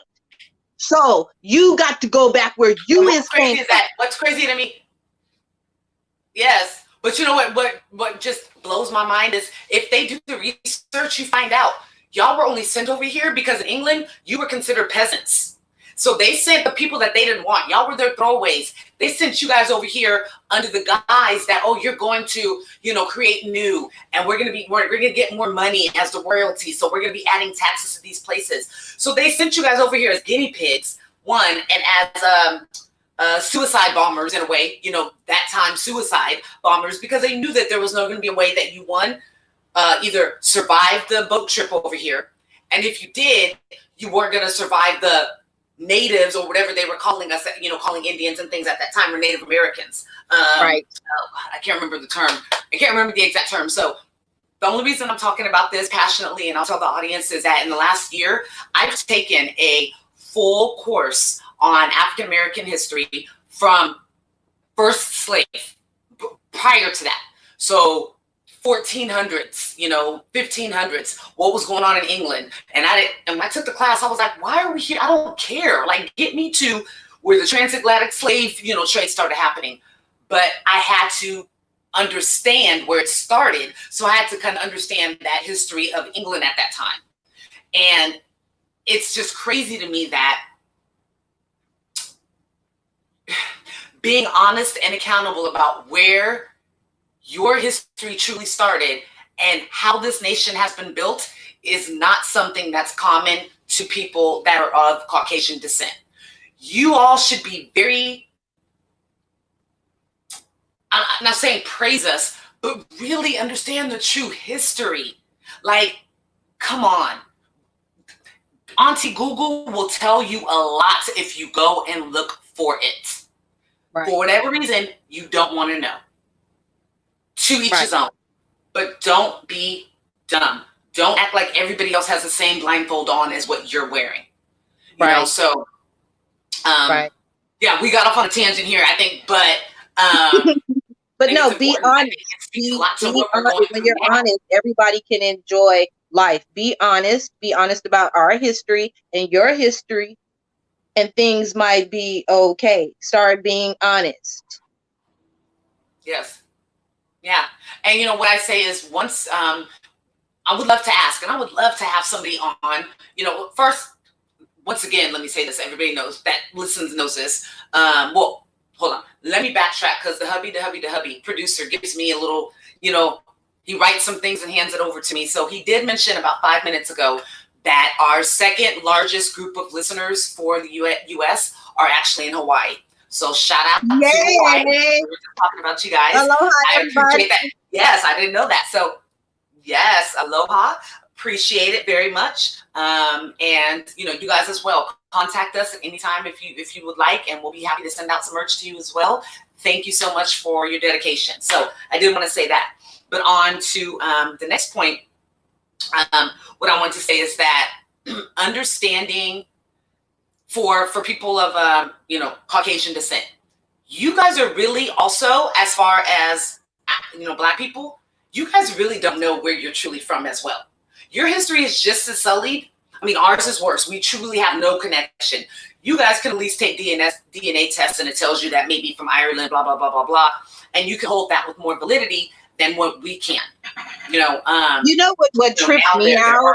Black DNA. Venturing off into African culture and the continent itself, we really don't know where we come from. There are so many tribes, and we've only been informed of a few that they chose for us to say, hey, you might be Ghanaian or Nigerian or Congolese or one of them, but I might be clicking and clack, clack, clack or something. From the general area, maybe. Yes.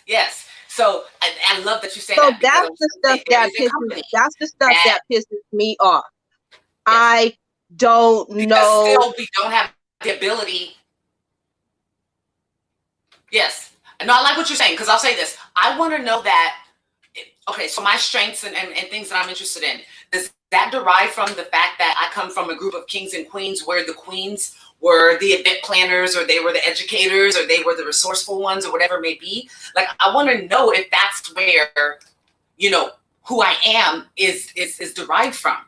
And, you know, when you do the, what is it, the DNA test, whatever those damn companies are called right now. Yeah, 23andMe and all that. They are only able to basically tell you a general area. So they're going to tell you maybe you're from Nigeria. But like you said, they're not going to be able to tell me you're from a western part of Nigeria where they were utilizing solar energy, you know, before. And also, not all Blacks come from Africa. Am I Black from an island? Am I a Black island person? Did I come from when they brought slaves over and put some of them in Mexico? Because if you go to Veracruz, Mexico, you're going to think you are in Africa, you know, because a lot of the people there are my skin tone, blonde hair, blue eyes, naturally. But that's because part of the slave trade. So, you know, some people only want to know back as far as that. So maybe that's what they can identify to, but they don't want us to know, because then that's going to give us the power to really, truly live how we're supposed to. That's why they don't want us to know. They don't want our young men to know you came from a tribe of kings and, you know, they don't want us to trace where we come from, because we'd be able to go get our gold back. Girl, not only that, but it would give us a sense of purpose, and we can can do anything. I think more importantly for young our Black men, I think that they would benefit from a lot more from realizing where they come from. Because as women, we adjust. We adjust. We overcome hardships. I think as women, men have it difficult too. Black men have it difficult too. But as women, we deal with a lot more stigmas as far as like, oh, you're gonna be young and pregnant. You're gonna be on welfare. You're Black and you're a woman. Like I said in an episode the other day, in 7th grade, I had a counselor who, I hope you are not counseling people still, tell me that I had 2 strikes against me because I was Black and I was a woman. Mm-hmm. Well, shit, there's only 3. There's only 3 strikes and game out. So what? So what are you, 7th grade? So do you know that if I weren't who I am, how that could have actually been a detriment to me and really molded who I turned out to be the rest of my life? Right. But being I am who I am, you challenge me with some shit, go, let's bet. So that was always my motivation. Always my motivation from that time on to be better. Living in Elk Grove, strive for better. When there was like 7 Black people, yes, I always strive for better. So that played into my mindset about how I dealt with people that would ask questions, that were basically ignorant. Why do Black people use grease? What's lotion? What, oh, you have 2 parents? Oh, your parents are college graduate, educated? Oh, what? You live in, you guys are rich. You live in Laguna. Like, instead of me taking offense to it, I always took it as an opportunity to teach. And there be a lesson learned. Now, growing up, there's definitely a time where I don't have no damn patience to be educating. Be like, come on. But it's getting back to that. I have a lot more patience to be able to educate people because I do believe that some of the ignorance that's spewed is truly done out of ignorance and not malice. Right. And what's worse, ignorance or malice? Both, because sometimes it's used in combo. Sometimes it's used in combo. So true. And that's when you got to do the stern-based education. The last 4 years. Like if you was playing, that's why I'm looking at your ass and telling you again if you thought you was being the fuck funny. So, that's when you got to educate them with a little more sternness. Like, oh, was you serious? Well, okay. This is why we use grease. I had to hold my mouth. I was going to say something. When we get honest.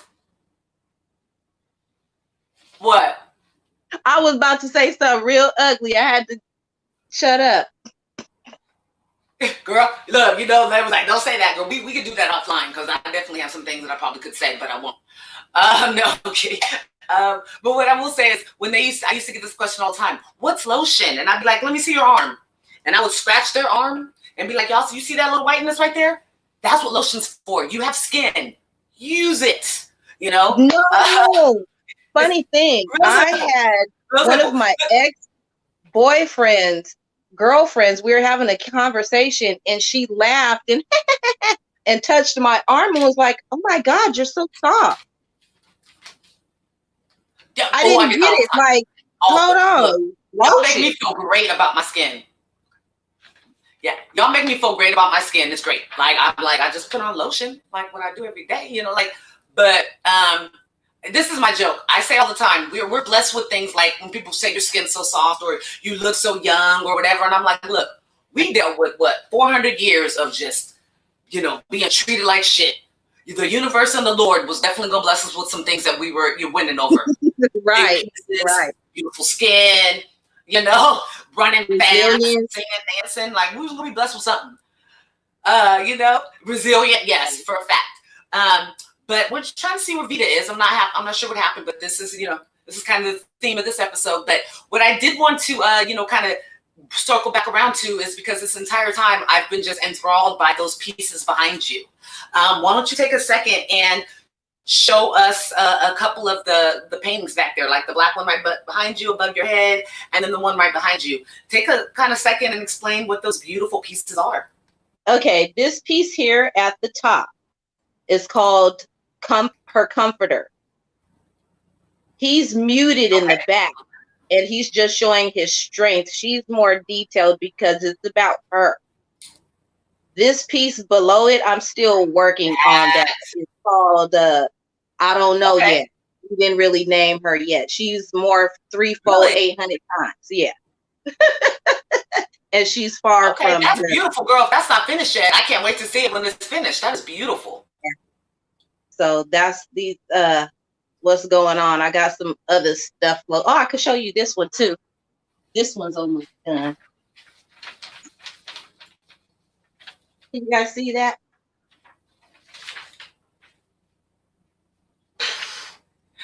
Yes. Working on a little anime piece. Well, look, this is what I will say. One, I want that comforter piece. I would like that piece, and thank you. My birthday was just March 23rd. No, my daughter's was March 27th. Always support. No, so okay, so you got a little Aries. You got an Aries. I have an Aries. Okay. So yeah, she's still in her I rule the world and the world revolves around me Aries mode. I'm still waiting for her to transform. How old is she? 29. Yeah, how old is she? 29. Oh shit, girl. I thought she was about to say 16. Yeah, 29. Girl. 29. Stop. I will say this. 29 now is the equivalent of, I think, like 24. Oh yeah. Like I think, emotionally and whatnot, So I'm not gonna be too hard, because 29-year-olds are still very happily living their ass with their parents and shit. And it's like, what? Because I know at 29, I want to be as far as possible away from anybody that looked like a parent to me. Oh, we can't share a living quarter. She's too aggressive and headstrong, and she doesn't know how to use that strong Aries power and all the realms, all her realms. And she thinks she can come to her mama with them horns. And I'm like, get on my face. Yeah, so wow, you were hitting the nail on the head. We Aries, we do have to learn that. Aries women, we definitely need to utilize and learn to utilize our strength and our power. We're fire signs. I think I'm a little bit fire and water, but we have to be able to utilize that power for good. We're kind of like superheroes. We gotta take, we gotta take that strength. Because when she's good, she's awesome. I love that you said that though. When she's good, she's awesome. But when she is raggedy, she's raggedy. That energy just be short circuiting and popping and snapping and trying to bundle up on your ass and fireball and like, hold up, nigga. It's like, I'm a Cancer. I'll go it's very detrimental. Water, high water, river water, how you want it. I'm a Cancer. I'm going to give it to you. You better leave me alone. I will go deep snow crab, sand crab. I will fuck you up. So leave me alone. So yes. Yeah, that's funny. My best friend is a Cancer. And people say all the time, like, y'all been best friends for 30 years. But yeah, she's a Cancer, and it's very true. Cancer and Aries can work when they both understand who they are individually, right? And then combine that. So, like you were saying, once your daughter is able to understand, whoa, I harness this ability to make anything happen. I harness this ability where people just love me automatically. When she, like you said, harnesses and realizes her true power, then y'all are probably going to be the best of friends. But I can imagine. I'm waiting. So I'm waiting. I planted. Oh, that's my rising sign. Right? I can't get a Virgo rising. But I planted a lot of good seeds in her. Okay. So when they're ready, she'll blossom and she'll come around. But I'm not finna jump in that realm and have to do the kung fu with all that right now, girl. No, I ain't really no. And do that work, right? I did my work. I've been where you trying to go. Yeah, I've been where you trying to go, girl. So yeah, I love that. Well, I love that like I said, your art is beautiful. Can people commission you for art pieces, or do you work more off of inspiration and your own creativity? I love to work off of inspiration. I do commissions. I prefer not to do portraits. They are very time consuming and energy consuming. Most people want portraits of somebody who has a basic idea. That is a lot of energy. Yes, I get you. Same as tattoo. That is a lot of meditation that I have to do to protect myself while creating your art. I will do a portrait, not for cheap. Period. Look, know your worth and add tax. I'm not mad at that. I'm not mad at that. So, learn your worth and other add tax. freestyle stuff and other pieces that you like. I make jewelry boxes as well. Get some of that. But that commission work and that portrait stuff, I do a great job, and I know my work. And my work is blessed. What I love about that, and that's the message you get across. And if somebody really understands and respects you as an artist, they'll understand that, and they'll understand the benefit of like, hey, throw some ideas out at me, and then I'm going to come back with this. That is much more valuable and something that, you know, will bring you much more joy than you sitting down and saying, I want XYZ because you saw an image on Google or because you saw a cool tattoo. So the only reason I ask that is because I definitely have an idea that kind of fits along your comforter, you know, painting there that I would love to, you know, to have you commission or talk to you about. What I do consultations when people want to commission a piece, and I bring my wish book and I open it up 2 blank pages, and I write down in words what your vision is, and then we sit down in finer detail with the colors and textures and all this stuff. And as I'm doing your piece, I send you somewhat frame by frame your piece appearing. I don't just take your idea and just flat out. We work together to get these pieces. I love that. And when you get your piece, that's something different. Yeah. I've never had anybody pick up their commission and they have not broken down in tears. I have never gifted anyone a piece and they have not broken down in tears. That's awesome. There's this wonderful energy and power and strength that comes from creating art. And I will say, I noticed that you did a spark with us on our Spark and Salutations, and I love that. You know, I think that there has become a huge focus on, like I said, the wellness aspect of utilizing cannabis and how that aspect can play into elevating your life. Right. And would you say, because I know that you said you started kind of, sketching and things after kind of a change in your life, after a divorce. Would you say that cannabis and art played a huge part in developing who you are today and plays into your artwork as well?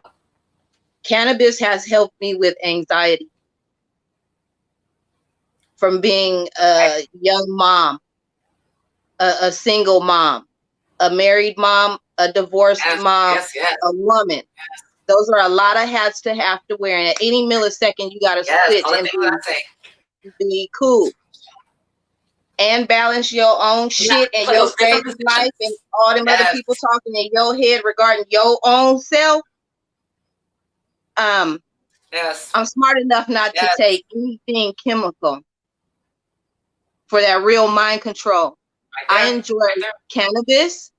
Yes. I like sativa. I can connect. I can meditate. I can create. I can simmer down. I can hear that tiny voice. Yes. So when the world's doing all of this and they trying to get me by one little bald head piece of hair, girl, you're able to decipher and pull out that one message that you need. Yes. Magic wand. Magic wand. Magic wand. Yes. Once again, I don't smoke out in public because it is my personal choice. It is very aromatic and it can be offensive. So you might have to get you a contraction. Right. Get your pen. About it time. Yes. I mean, but look, it has helped me. I'm never just out and about in it. Hey, lighting up there. But the cannabis has helped me. At times, it has helped me focus on my art. But I'm going to be real and transparent with y'all right now. Cannabis has saved me from giving up on this. When the doubts kick in, And you be paralyzed with the I can't move, I can't reach, I can't do nothing. Nothing. It might give you the munchies. It might even knock your ass out and you go to sleep so he can connect with you furthermore and straighten out that spirit. Yes. But when you wake up or when you're done eating or whatever it is, you're done watching that show, you have this clarity about yourself in the situation that you didn't have before. Girl, I done been eating me a good old chicken, something on the side, and it done connected. And I done moved that food out the way, and I done picked up that paintbrush, and I done got it together. And then what you need to do. Yep. Now check me out. Yes. I could have took 500 milligrams of what Dr. such and such said and been doing this. And drank a little glass of white wine. Yes. Right? Yes. No. God told me enjoy every herb on field. My favorites are cannabis, basil, oregano. Yes, right? Those natural things. No, I love that you say that. When you were describing what your purpose is and your art, my whole thing with starting, the Mary Jane Maven and being able and building that brand, my focus first and foremost was definitely helping women to become comfortable and to take the power back in choosing how you treat yourself, choosing have the quality of life that you want to have, not going by anybody else's standards. And those same women that are trying to do what we all do every day, wear the multiple hats, but you're doing it by popping a pill and drinking a half a bottle of red wine and then hopping in the car with your babies, picking up. I'm going to have my hibiscus tea with lemon. Hibiscus tea with lemon. Hibiscus tea with lemon. And cannabis, and I'm cool. I'm focused. I'm mellow. I can still hear my whole household downstairs. We gravy, baby. CBD. You don't need chemicals. CBD, you don't need chemicals. Hybrid. Yeah. You don't. And this is my thing is, like Cat Williams said. Was it Cat Williams? No, he put it here for me. What was it, Cat Williams? He does this here for me. Friday. Smokey. Smokey. My bad. Smokey. Yes. So like Smokey said, he put this here for me and you. It's a plant. It grows just like roses. And, we use roses in our food. You know what I'm saying? Like, it's been here. It's for those of you that really, everything that you base yourself in comes from your religion or your Bible. It's in the Bible. Right. Okay? This plant was here before we were even thought of. Right. And it can only do positive things. I don't know one person that's OD'd from weed. I don't know one person that has lost their lives because of weed. Now, maybe they smoke weed, but the reason why they lost their lives and shit is because they were lazy and they had other bad habits. That has shit to do with weed. You know what I'm saying? You don't like to make pills. Exactly. You're not responsible. That has nothing to do with the plant that you take into your body. I know that it's helped me through difficult times. It's helped me through a time when, my oldest son's 22. I was with his dad. I was really trying to make it work because I wanted to prove my dad wrong. And, one day it just came to me like, this is not what you're supposed to do. And it's okay. So I had to overcome the conversation I had in my head that, I'm going to be seen as a young Black mom who's not with her, who has a baby daddy, who works at a call center. Like, I just had all these conversations with myself. And it was when I really started getting into more of utilizing cannabis on my own. You know what I'm saying? Like, I rolled up myself, not even because I couldn't roll. I'm sorry. Pipe my little one here to quitter, hit it myself when my son was asleep. Watch that 70s show. This is when I had my own place. I had broken up with my son's father. And it was about a year of time that I was just working, kicking it, going to the club, doing all this stuff. And it's because of cannabis that I was able to come out of that, look at myself one day in the mirror off of like a 3-day going to a rave, taking a lot of ecstasy pills, looking at myself in the mirror and not knowing who I was anymore. Girl, having fun though. Don't look, having a good time. But probably too much fun. But I just remember looking at myself and not seeing me. I very clearly remember. Those are scary moments. Those are scary moments. Yes. Those are scary. So instead of me tripping out though, I went and smoked a little bit and I just kind of sat down, and Sade was everything. She was my spirit guide animal, everything back then. I put on Sade, and I tell you, I meditated in a way where I felt like I became the 16, 17, 18-year-old version of myself again, and was able to start embodying those same like attributes that make me who I am. That I'm a dreamer, you know, I'm goofy, you know, I'm creative. I believe in love. I believe in these things. So I was able to start remembering those things about myself that I loved. And within a couple of months, I met my husband. When I met him, I said, look, this is what I am going to do. This is what I'm not going to do. This is what we can do, or whatever. So it can be what it can be. We can hook up and we can move on. Or, you know, he's shaking his head. This is not a bad thing. He's shaking his head over here. It was more of a way of, a message to myself from the universe saying, you are okay. You do know who you are. You are worthy of love. So that was I think that was the universe's way of saying it to me, not so much to me saying it to him, because at that time, the universe brought us together.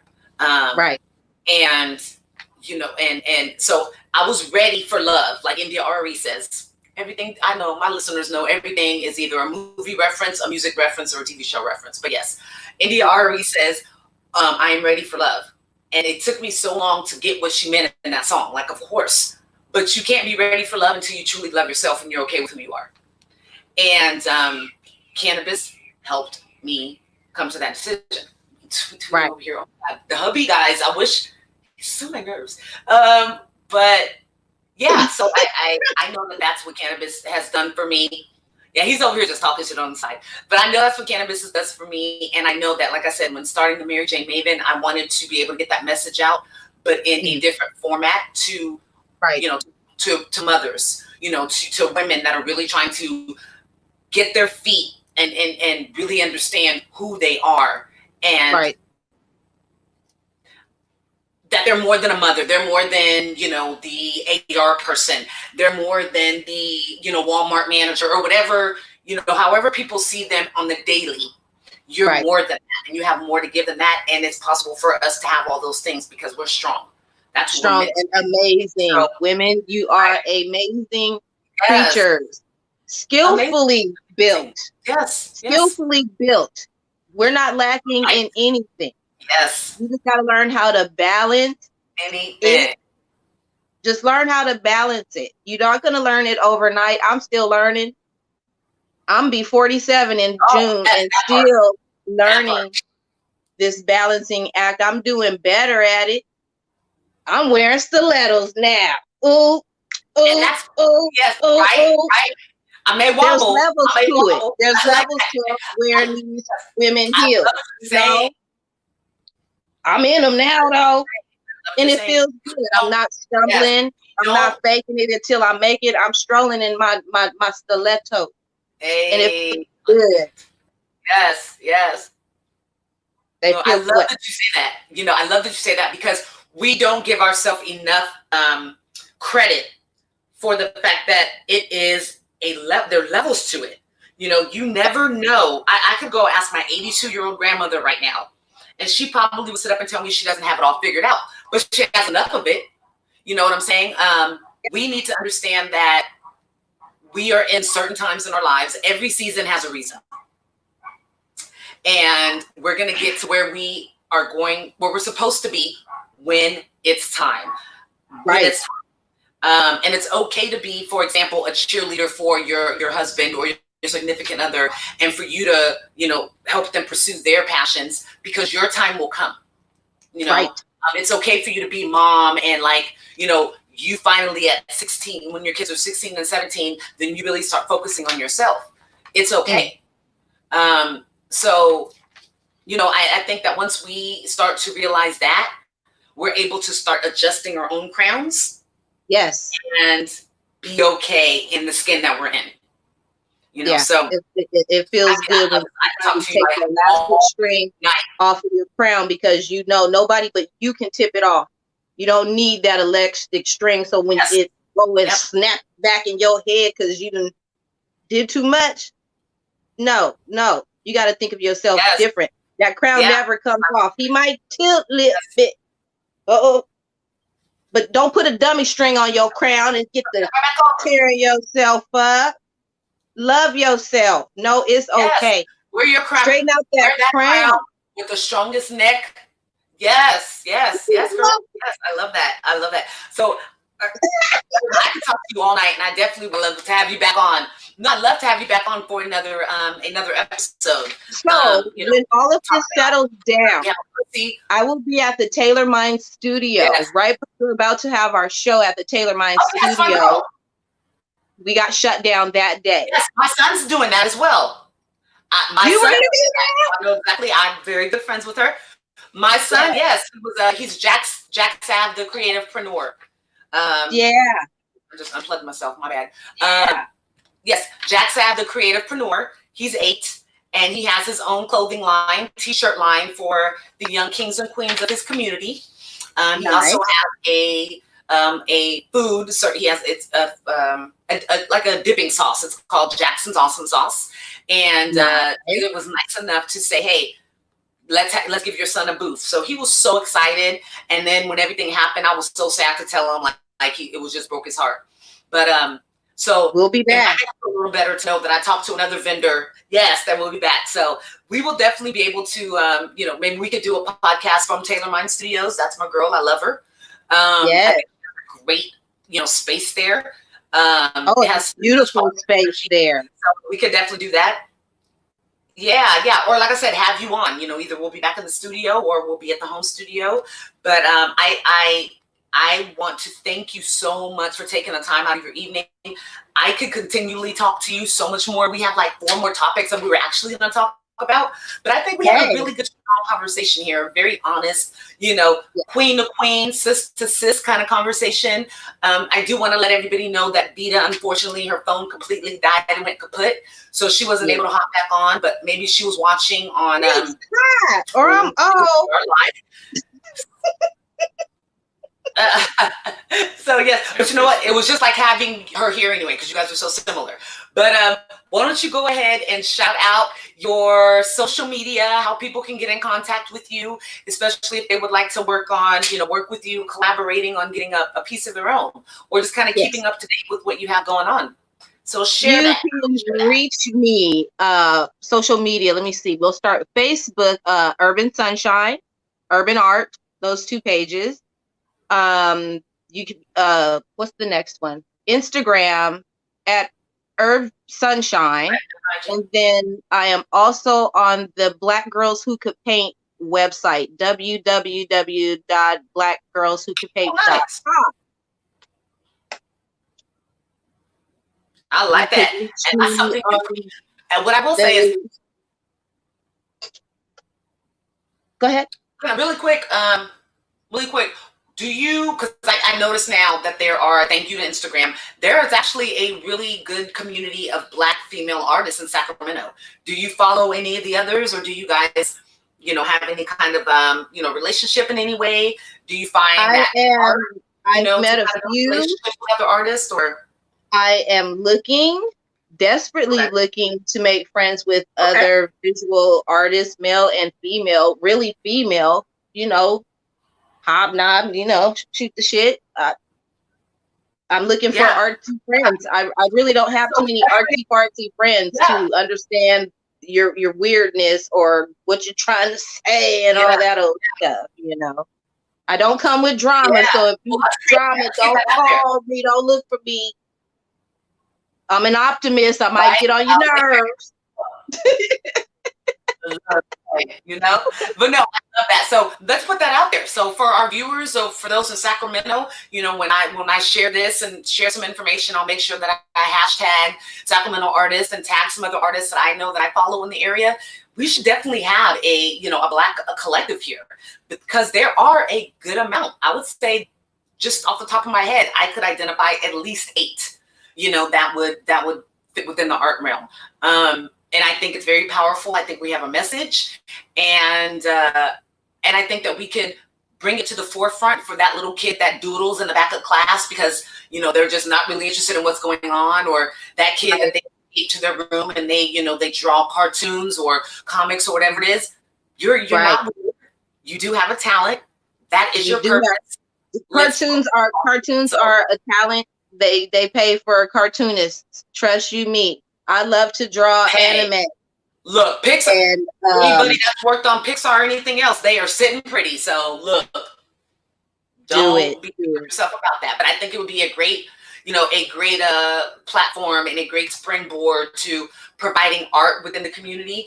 So much of the art that's taken away from the schools right now. So so reach out. Let's meet. Let's get out into the community and spread this love of art. Let's spread some color around Sacramento and near and far cities. Let's do this. We need color right now because we kind of can't. We do. Let's color our city with love. Broader message, and we have a platform for it. Yes. So I want to thank you so much for joining us. We will be speaking once we can all get together. We'll get together for a good old time. And I want to thank everybody for menaging with the Mary Jane Maven. Vita says, deuces, giving you life. She hopes that you guys enjoyed. We definitely enjoyed you as our guest co-host this evening. And of course, you guys can find me on IG, Menage with the Mary Jane Maven, at the Mary Jane Maven, YouTube, Menage with the Mary Jane Maven. So like, subscribe, comment, Twitter, Menage Wit, WITMJMAVN. That's not the one I created. The hubby did. Then you have at Mary Jane Maven. You have at the producer for the hubby. IG. Shouts out. That's on IG. Shouts out to the purveyor and the provider of the elevated experience this evening, Chapo. Hey, and Sacramento community, France, Hawaii, everybody else. We love you guys.